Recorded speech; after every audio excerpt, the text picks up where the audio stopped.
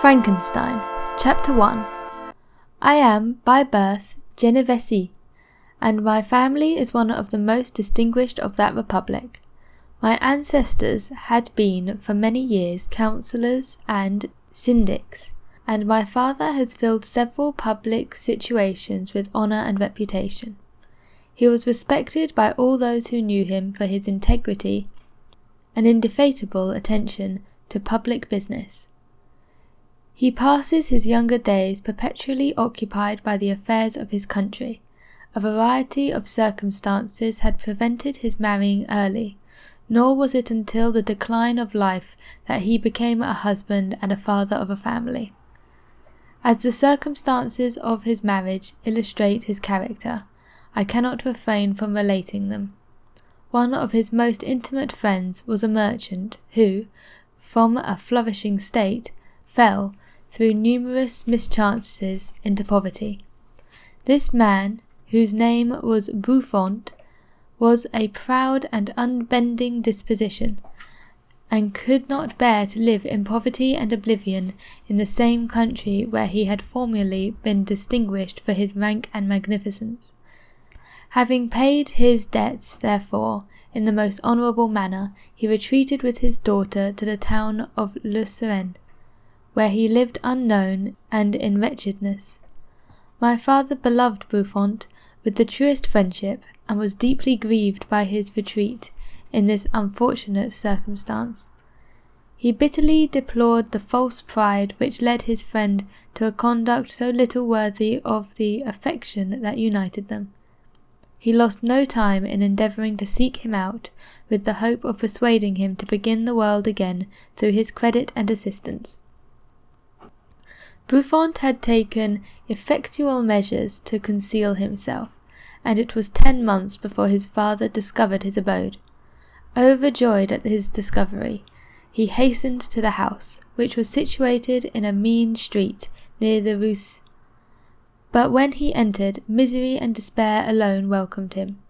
Buffon had saved but a very small sum of money from the wreck of his fortunes, but it was sufficient to provide him with sustenance for some months, and, in the meantime, he hoped to procure some respectable employment in the merchant's house. The interval was, consequently, spent in inaction. His grief only became more deep and rankling when he had leisure for reflection, and at length it took so fast hold of his mind that at the end of 3 months he lay on a bed of sickness, incapable of any exertion. His daughter attended him with the greatest tenderness, but she was with despair, that their little fund was rapidly decreasing, and that there was no other prospect of support. But Caroline Beaufort possessed a mind of an uncommon mould, and her courage rose to support her in adversity. She procured plain work, she plaited straw, and by various means contrived to earn a pittance scarcely sufficient to support life. Several months passed in this manner. Her father grew worse, her time was more entirely occupied in attending him, her means of sustenance decreased, and in the 10th month her father died in her arms, leaving her an orphan and a beggar. This last blow overcame her, and she knelt by Buffon's coffin, weeping bitterly, when my father entered the chamber. He came like a protected spirit to the poor girl, who committed herself to his care, and after the interment of his friend, he conducted her to Geneva, and placed her under the protection of a relation. 2 years after this event, Caroline became his wife. There was a considerable difference between the ages of my parents, but this circumstance seemed to unite them only closer in bonds of devoted affection. There was a sense of justice in my father's upright mind, which rendered it necessary that he should approve highly to love strongly. Perhaps during former years he had suffered from the late discovered unworthiness of one beloved, and so was disposed to set a greater value on tried worth. There was a show of gratitude and worship in his attachment to my mother, differing wholly from the doting fondness of age, for it was inspired by reverence for her virtues and desired to be the means of, in some degree, recompensating her for the sorrow she had endured, but which gave inexpressible grace to his behaviour to her. Everything was made to yield to her wishes and her convenience. He strove to shelter her, as a fair exotic is sheltered by the gardener, from tranquillity of her hitherto constant spirit, had been shaken by what she had gone through. During the 2 years that had elapsed previously to their marriage, my father had gradually relinquished all his public functions, and immediately after their union they sought the pleasant climate of Italy, and the change of a scene and interest attendant on a tour through the land of wonders, as a restorative for her weakened frame. From Italy they visited Germany and France. I, their eldest, was born at Naples, and as an infant accompanied them in their rambles. I remained for several years their only child. Much as they were attached to each other, they seemed to draw inexhaustible stores of affection from a very mine of love to bestow them upon me. My mother's tender caress and my father's smile of benevolent pleasure while regarding me are my first recollections. I was their plaything and their idol, and something better, their child, the innocent and helpless creature bestowed on them by heaven, whom to bring up to good, and whose future lot it was in their hands to direct to happiness or misery, according as they fulfilled their duties towards me.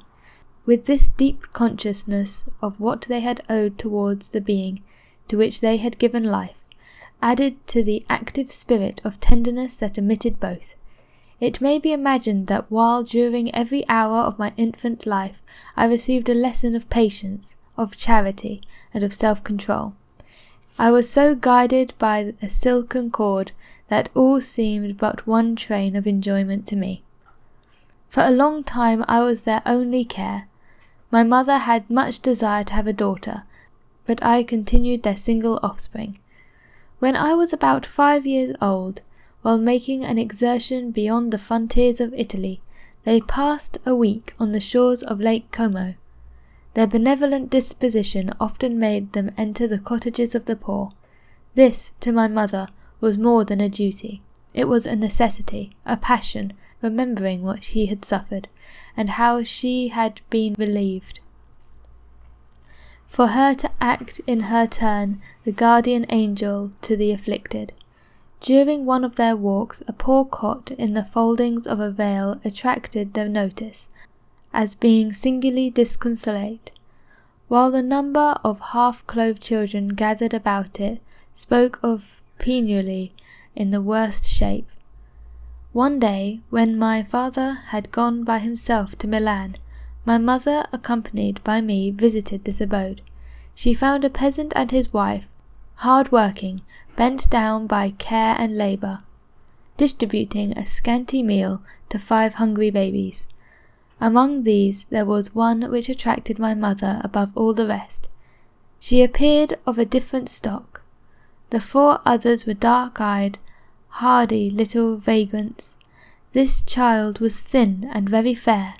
Her hair was the brightest living gold, and despite the poverty of her clothing, seemed to set a crown of distinction on her head. Her brow was clear and ample, her blue eyes cloudless, and her lips the moulding of her face so expressive of sensibility and sweetness that none could behold her without looking on her as a distinct species, a being of heaven sent, a bearing of celestial stamp in all her features.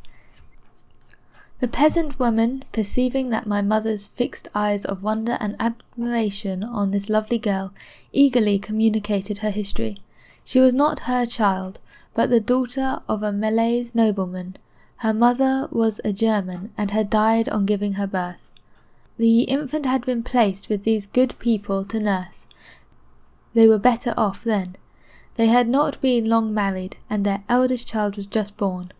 The father of their charge was one of those Italian nursed in the memory of the antique glory of Italy, one among the scavi ognur fermenti, who exerted himself to obtain the liberty of his country. He became the victim of its weaknesses. Whether he had died or still lingered in the dungeons of Austria was not known. His property was confiscated. His child became an orphan and a beggar. She continued with her foster parents and bloomed in their rude abode, fairer than a garden rose among dark-leaved brambles. When my father returned from Milan, he found playing with me in the hall of our villa a child fairer than pictured cherub, a creature who seemed to shed radiance from her looks, and whose form and motions were lighter than the chamois of the hills. The apparition was soon explained. With his permission, my mother prevailed on her rustic guardians to yield their charge to her. They were fond of this sweet orphan. Her presence had seemed a blessing to them, but it would be unfair for her to keep her in poverty and want when Providence afforded her such powerful protection. They consulted their village priest, and the result was that Elizabeth Lavenza became the inmate of my parents' house, my more than sister, the beautiful and adored companion of all my occupations and my pleasures. Everyone loved Elizabeth. The passionate and almost reverential attachment with which all regarded her became, while I shared it, my pride and my delight. On the evening previous to her being brought to my home, my mother had said playfully, "I have a pretty present for my Victor. Tomorrow he shall have it." And when, on the morrow, she presented Elizabeth to me as her promised gift, I, with childish seriousness, interpreted her words literally, and took upon Elizabeth as mine to protect, love, and cherish. All praises bestowed on her, I received this maid to possession of my own.